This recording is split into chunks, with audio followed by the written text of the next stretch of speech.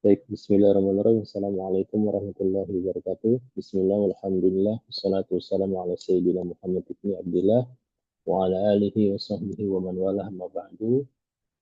Baik, pada kesempatan kali ini, saya akan membahas salah satu ilmu, cabang ilmu dalam bahasa Arab yang sangat penting yang kita pelajari, khususnya bagi mereka yang ingin mendalami ilmu-ilmu agama. Itu apa? Ilmu Nahu. Ilmu Nahu ini eh, kita akan menggunakan kitab Mubtadi, kitab yang sangat dasar untuk mempelajari ilmu Nahu, yaitu kitab Matan Ajrumiyah. Nah, kitab Matan Ajrumiyah ini sangatlah kitab yang bermanfaat bagi mereka yang ingin memulai untuk bisa mempelajari bahasa Arab. Kenapa? Karena kitab Matan Ajrumiyah ini adalah kitab yang telah dipelajari di pondok-pondok pesantren di seluruh Nusantara, baik di Sumatera, Jawa, Aceh, Kalimantan, bahkan Malaysia dan lain-lain. Nah, kitab Ajrumiyah ini sudah disyarah dan bahkan diberikan hasyiah oleh beberapa ulama yang kompeten di dalam ilmu nahwu. Nah, ketika suatu kitab matan yang telah diberikan syarah dan juga diberikan hasyiah oleh para ulama, itu menunjukkan bahwa kitab tersebut adalah kitab yang sangat bermanfaat. Kenapa? Karena kitab tersebut itu memiliki banyak faedah dan juga memiliki banyak dan juga mudah untuk dipelajari, khususnya bagi para mubtadiin. Kemudian kita di sini, sebelum kita mempelajari ilmu nahwu, kita harus memahami dulu apa sih ilmu nahwu itu. Nah, ilmu nahwu adalah ilmu yang mempelajari kaedah-kaedah hukum akhir daripada sebuah kalimat bahasa Arab dalam keadaan tarkib atau binanya. Jadi ilmu nahwu adalah ilmu yang kita itu mempelajari kaedah-kaedah dalam peletakan harokat-harokat di akhir dalam suatu kalimat. Itu. Karena dengan apa namanya? Karena kita memahami atau kita memberikan harokat pada akhir suatu kalimat itu akan memberikan suatu makna yang berbeda. Seperti contoh begini.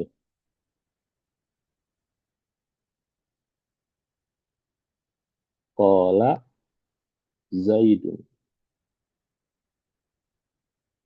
Kola Zaidun.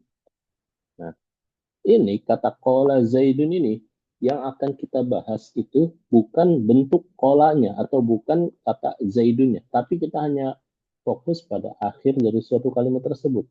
Oh, ini huruf fathah dan ini huruf dhamma. Nah, kita akan membahas cuman pembahasan di akhir suatu kalimat tersebut gitu. Kaedah-kaedahnya bagaimana, kapan suatu kalimat itu dibaca fathah, kapan suatu kalimat itu dibaca kasroh, atau kapan suatu kalimat itu dibaca dhamma. Yang dari kalimat-kalimat tersebut itu memiliki makna yang berbeda dari masing-masing harokatnya. Nah, nanti akan kita bahas lebih mendalam lagi. Kemudian, samroh atau buah daripada mempelajari ilmu nahwu ini apa?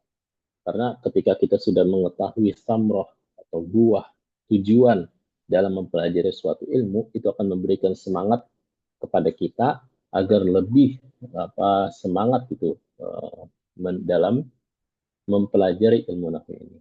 Apa samrohnya? Yaitu siyanatul lisan anil khoto'i fil kalamil arabi wa fahmul Qur'anil Karim wal hadithin nabawi fahman sahihan. Nah, jadi ketika kita sudah mempelajari ilmu nahwu, buah yang dipelajari dari ilmu nahwu itu adalah menjaga lisan kita dari kesalahan dalam mengucapkan bahasa Arab dan juga memahami Al-Quran dan hadis Nabawi Sallallahu Alaihi Wasallam dengan pemahaman yang benar. Itu merupakan samroh daripada mempelajari ilmu nahwu. Kemudian peletak dasar daripada ilmu nahwu ini adalah Al-Imam Abul Asad Ad-Du'ali yang diperintahkan oleh Amirul Mukminin Ali bin Ali bin Abi Thalib radhiyallahu taala anhu. Nah, hukum syari' fihi atau hukum mempelajari ilmu nahwu ini adalah fardun min furudil kifayah. Jadi hukum mempelajari ilmu nahwu ini adalah fardu min furudil kifayah atau fardu kifayah. Kenapa fardu kifayah? Karena ketika kita mempelajari ilmu nahwu di suatu desa tersebut, misalnya ada suatu desa, misal di Bekasi. Nah, satu desa tersebut itu tidak ada yang bisa memahami ilmu nahwu. Nah, satu desa atau satu kampung itu akan berdosa gitu. Kenapa? Karena dalam mempelajari ilmu nahwu ini nanti kita akan bisa memahami kalam-kalam Nabi Muhammad SAW dan juga firman Allah Subhanahu wa taala. Nah, jadi mempelajari ilmu nahwu itu merupakan fardu kifayah. Kemudian bisa menjadi fardu ain. Fardu ain ketika seseorang yang benar-benar telah terjun atau telah masuk di dalam dunia atau di dalam keilmuan agama. Kenapa fardu ain? Karena untuk memahami ilmu-ilmu agama, khususnya Al-Quran, fikih, hadis, dan lain-lain, itu wajib bagi dirinya, itu wajib ain. Wajib ain bagi dirinya untuk mempelajari ilmu nahwu gitu. Jadi bagi mereka yang ingin mempelajari ilmu-ilmu syariat, wajib harus menapaki dirinya itu di dalam mempelajari ilmu nahwu terlebih dahulu sebelum memasuki ke pembahasan-pembahasan yang dakik, pembahasan-pembahasan dakik dari akidah, dari hadis, dari Al-Quran dan lain-lain. Jadi yang pertama kali mesti dijalani oleh para penuntut ilmu yaitu mempelajari ilmu nahwu. Oke, untuk mempersingkat waktu kita langsung saja masuk ke pembahasan.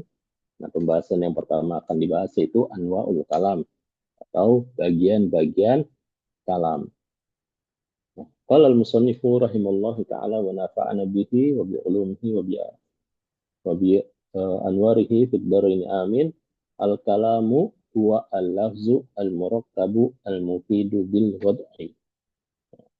Al-kalamu, kalam adalah lafaz yang tersusun yang memberikan faedah bil wad'i.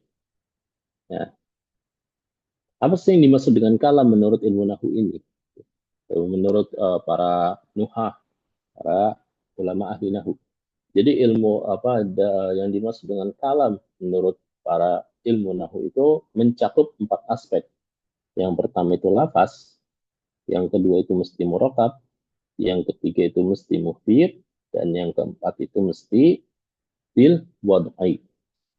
Nah, kan kalau misalnya di bahasa Indonesia, kalam itu ya ini ucapan kita gitu. Ucapan kita, misal saya memerintahkan kepada eh, teman saya, sholatlah kamu, atau saya menceritakan tentang keadaan seseorang, si Fulan lagi sakit, itu merupakan kalam gitu menurut menurut kita, menurut orang-orang Indonesia, ucapan gitu, itu disebut sebagai ucapan. Nah, sedangkan menurut ilmu nahwu atau khususnya dalam bahasa Arab, kalam itu mesti mencakup 4 aspek, yaitu lafaz, murakab, mufid, bil wad'i. Nah, yang kita akan bahas secara mendetail apa itu lafaz, murakab, apa itu mufid, dan apa itu bil wad'i.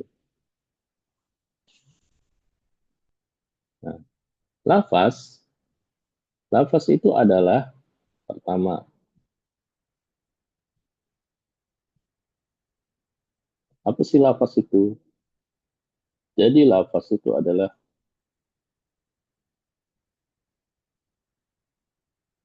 as-sautu al-mushtamilu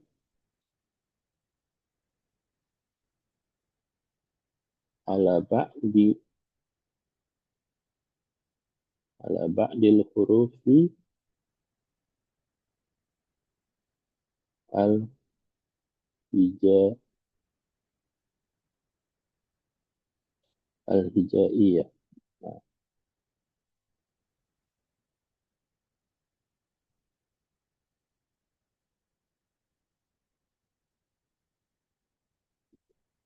as-sautu al-mustamilu ala ba'dil hurufi al-hijaiyah.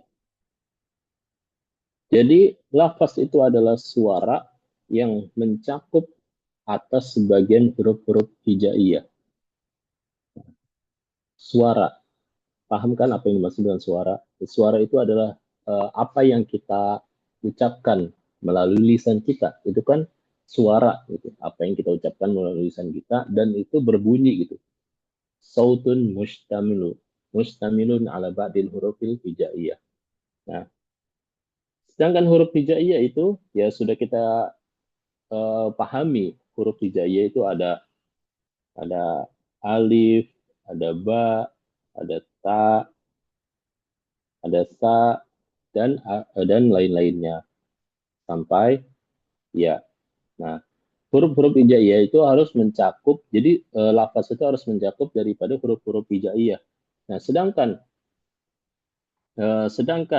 apa namanya, sesuatu yang tidak bersuara dan tidak mencakup daripada huruf-huruf hijaiyah itu tidak disebut sebagai lafaz. Contohnya apa? Contohnya itu isyarat. Al isyarat. Nah, isyarat itu tidak dikatakan sebagai huruf atau tidak dikatakan sebagai lafaz. Gitu. Misal kita berjalan, kita berjalan ke sebuah masjid, tapi kita nggak tahu masjidnya di mana. Kemudian kita bertemu dengan seorang, seorang itu kita bertanya gitu ke orang tersebut, di mana sih masjid tersebut? Nah, dia memberikan isyarat tanpa berbicara, langsung menunjukkan, misal tuh, tanpa bersuara. Nah, itu kan isyarat. Nah, itu tidak disebut sebagai lafaz menurut ulama nahu. Karena kenapa? Karena tidak mencakup dari suara dan juga tidak mencakup dari huruf hijaiyah. Jadi yang mesti yang mesti ada di dalam lafaz itu adalah as-sautu, yaitu suara, dan huruf hijaiyah.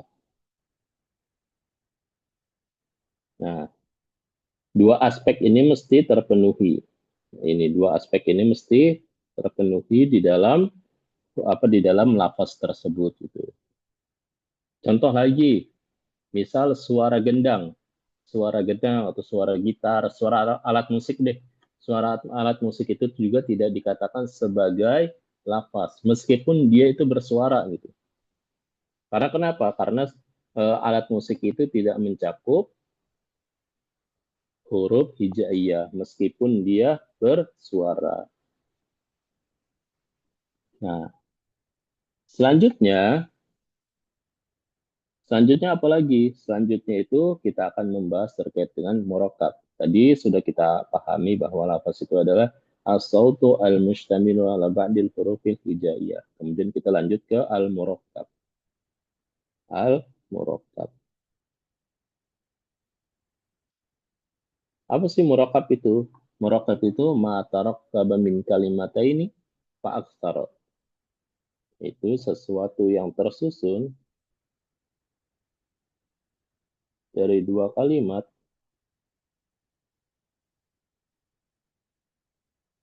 atau lebih. Ma tarakkaba min kalimataini fa aktsara. Sesuatu yang tersusun dari dua kalimat atau lebih. Nah, kita mesti bedakan dulu ya. Al-kalimatu di dalam bahasa Arab itu artinya kata. Sedangkan al-jumlah itu artinya kalimat. Nah, kita mesti bedakan dulu di dalam bahasa Arab biar kita nggak terkecoh. Jadi yang dimaksud kalimatain itu dua kata gitu. Sesuatu yang tersusun dari dua kata atau lebih. Contohnya bagaimana? Contohnya itu ja'a zaidun. Ja'a zaidun. Nah, ini kan tersusun daripada dua kalimat atau dua kata, tersusun daripada dua kata, yaitu ja'a dan juga zaidun. Dan juga ja'a ini tersusun daripada huruf hijaiyah, yaitu jim, alif, dan hamzah. Kemudian zaid juga tersusun dari huruf hijaiyah, zai, ya, dan dal. Nah, ini disebut sebagai lafaz dan juga disebut sebagai murakkab karena tersusun daripada huruf hijaiyah. Nah, susunannya ini si si ja'a ini menjadi fiil, sedangkan zaid ini menjadi fa'il. Ja'a menjadi fiil, zaid itu menjadi fa'il. Nah, ini adalah susunan-susunan yang apa? Yang mufid dan juga murakkab dan juga tersusun daripada lafaz. Ja'a zaidun. Atau contoh yang lain itu zaidun qaimun.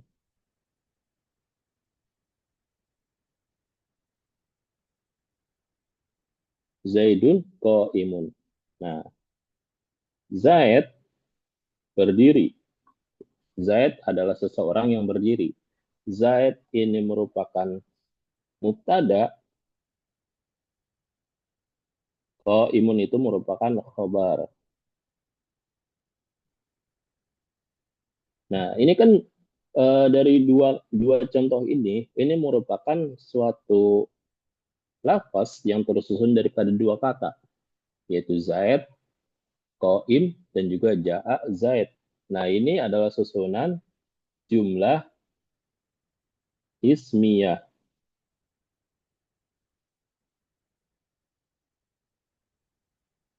Ini jumlah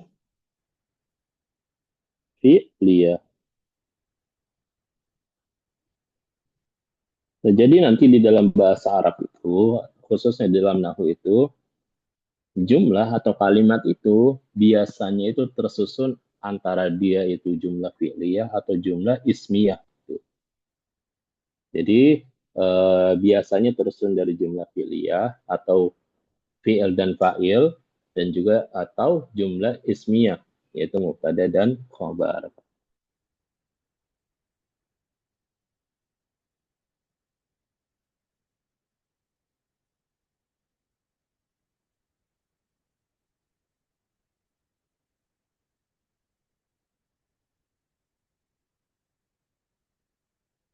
Nah, selanjutnya tadi kita sudah membahas terkait lafaz dan juga murakkab.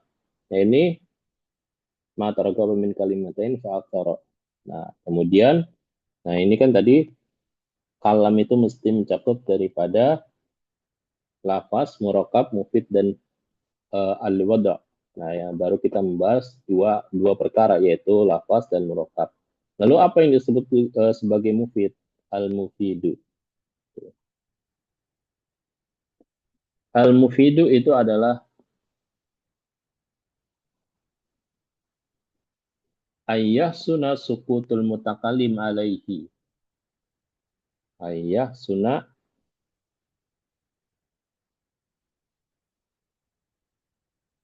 asukutu al-mutakal ayah sunah sukutu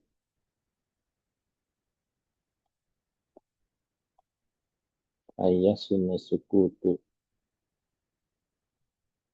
al-mutakalim alaihi bihaitsu la yabqa sami muntaziran li syai'in akhar.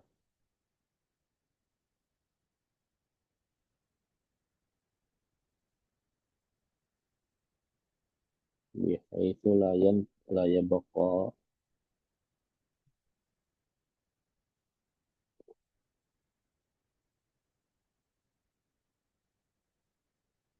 muntaziran li syai'in akhar.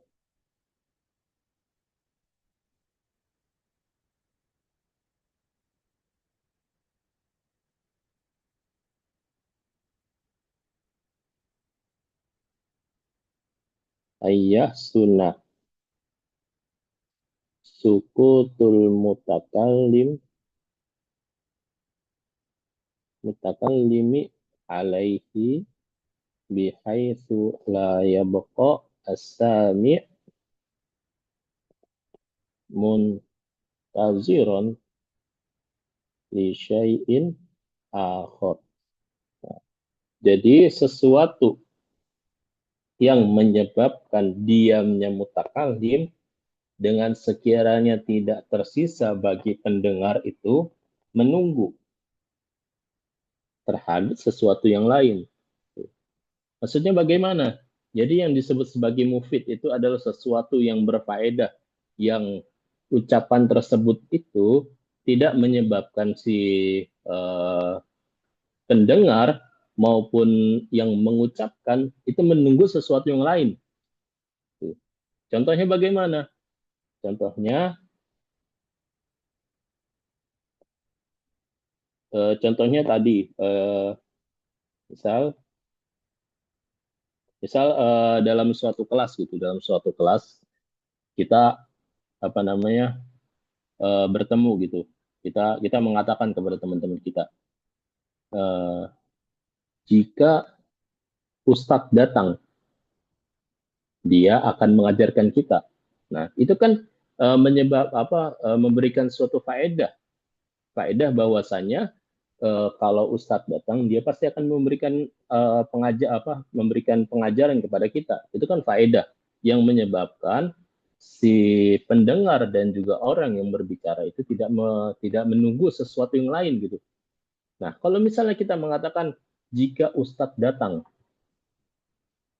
nah itu kan menyebabkan si Sami dan juga si Mutakalim itu menunggu sesuatu yang lain. Atau artinya itu si Sami itu atau pendengar itu bertanya-tanya jika Ustadz datang kenapa gitu.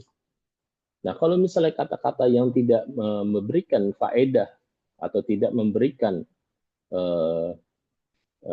tidak memberikan pemahaman yang sempurna kepada si pendengar itu menyebabkan atau kalimat tersebut itu tidak dikatakan mufid karena tidak memberikan faedah yang menyebabkan si mutakali atau si sami ini bertanya lagi gitu. Ida hadrol ustadu. Jika ustadz datang, ya kenapa ustadz datang kenapa gitu. Nah itu kan menyebabkan pertanyaan dan juga menyebabkan si sami ini menunggu sesuatu yang lain. Gitu. Misal ida hadoro al ustadu. Ida hadoro al ustadu. Jika ustadz datang, ya Ustadz datang kenapa gitu kan menyebabkan pertanyaan, ada sebuah pertanyaan. Nah itu kan sesuatu yang membutuhkan jawaban gitu. Jika Ustadz datang, ya Ustadz datang kenapa gitu. Nah kemudian jawab lagi ansotat talamidu. Misal ini kan ida hadrul ustadu walaupun dia tersusun daripada dua kata dan juga tersusun daripada huruf hijaiyah. Tapi kalau misalnya dia tidak memberikan sesuatu yang mufid, yang menyebabkan si Sami ini menunggu sesuatu yang lain, ini kata ini tidak disebut sebagai kalam menurut ilmu Nahwu. Nah, Ida hadarul ustaju itu membutuhkan suatu jawaban. Apa jawabannya? An sota at-talamidu.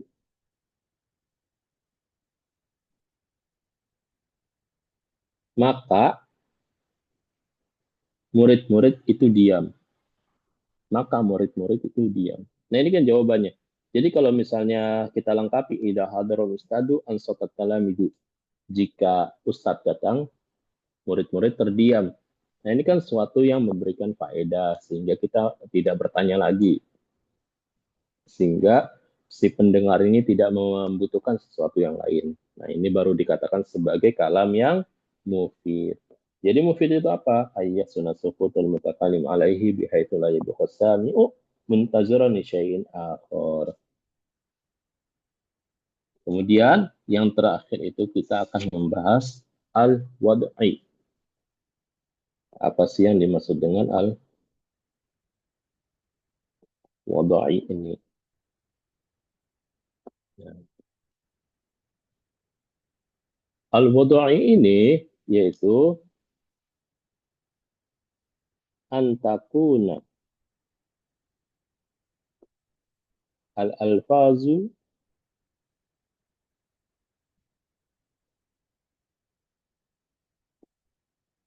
musta'milata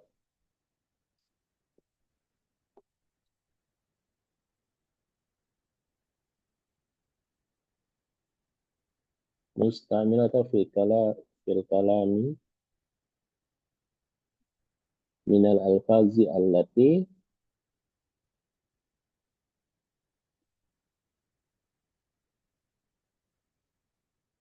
wada'at hal arabu.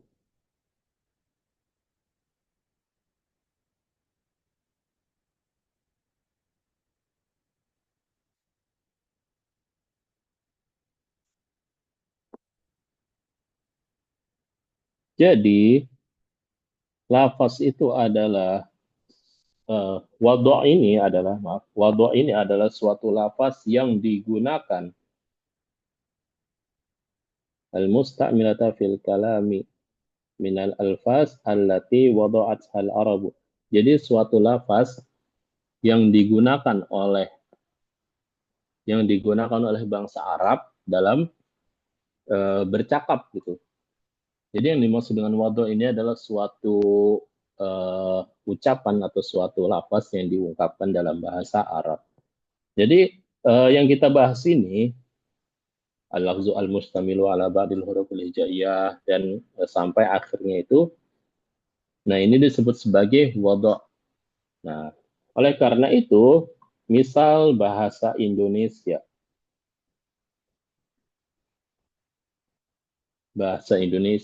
atau bahasa Inggris atau bahasa Melayu. Nah, ini semua itu tidak dikatakan sebagai bahasa Arab dan juga tidak, oleh karena itu dia itu tidak dikatakan sebagai kalam menurut ulama nahwu. Meskipun bahasa Indonesia, bahasa Melayu, bahasa Inggris itu bisa kita pahami dan juga bisa kita mendapatkan faedah daripada kata tersebut. Tapi karena ilmu nahwu ini adalah mencakup terkait dengan pembahasan bahasa Arab, maka bahasa selain daripada bahasa Arab itu tidak dikatakan sebagai kalam menurut ilmu nahwu.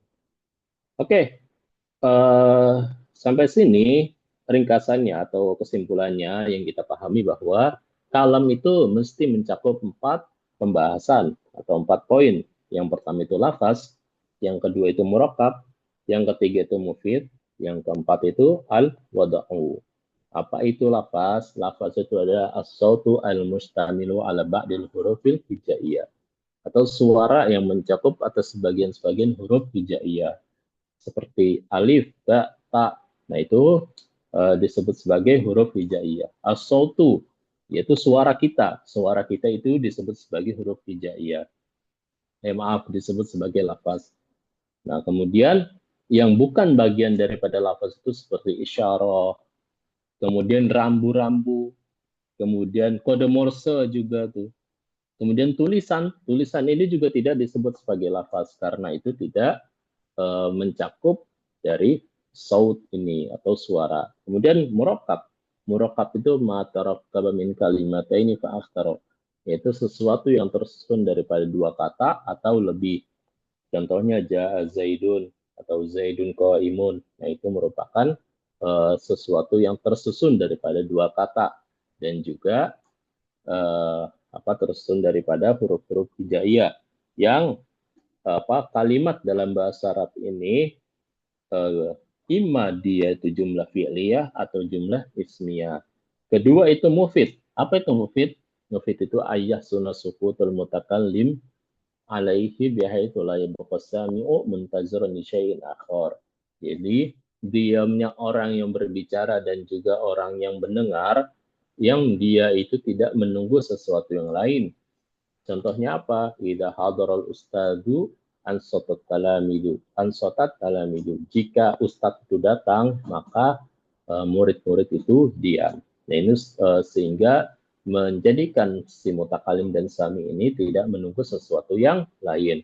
Kemudian yang terakhir itu al-wada'u, yaitu antakunal alfazu musta'milata fil kalami minal alfaz allati wada'atha al-arabu, yaitu suatu lafaz yang digunakan. Sesuatu lafaz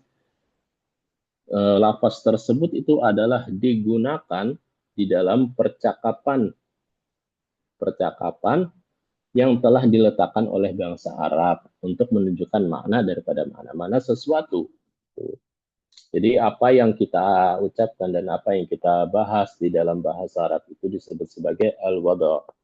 Nah, oleh karena itu, bahasa Indonesia, bahasa Melayu, dan bahasa Inggris itu tidak disebut sebagai al-wada'u atau bahkan juga tidak disebut sebagai kalam menurut ilmu nahwu. Oke, mungkin itu saja yang bisa saya sampaikan. Nanti pertemuan selanjutnya itu kita akan membahas aksamuhu salah satu atau pembagian daripada kalam itu ada 3. Ada ismun, ada fi'lun, dan ada huruf. Nanti kita akan bahas apa itu isim, atau apa itu fi'il, apa itu huruf. Kurang lebihnya mohon maaf. Wallahu muwaffiq ila aqwamit thoriq. Assalamualaikum warahmatullahi wabarakatuh.